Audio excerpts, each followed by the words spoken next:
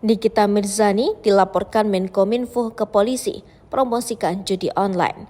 Nikita Mirzani sudah dilaporkan ke Barreskrim Polri terkait judi online oleh Menteri Komunikasi dan Informatika Budi Aris Setiadi. Menurut Menkominfo Budi Aris Setiadi, pihaknya sudah berkoordinasi dengan Barreskrim Polri soal judi online yang libatkan kalangan artis dan public figure.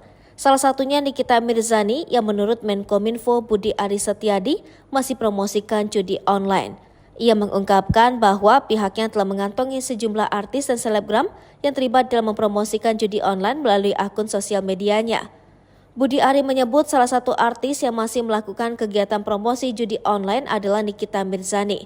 Budi Ari juga mengatakan bahwa masih banyak nama lainnya yang tersangkut permasalahan dalam mempromosikan judi online.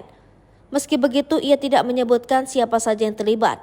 Budi Ari menambahkan ia menginginkan sejumlah selebgram ataupun artis yang telah mengakui kesalahan perbuatannya dalam melakukan promosi judi online untuk bertaubat dan kemudian melakukan kegiatan anti judi online. Kalau bisa yang udah salah kan kita ajak bertaubat, kita suruh kampanye anti judi online. Orang teroris udah taubat juga jadi kampanye anti teroris katanya.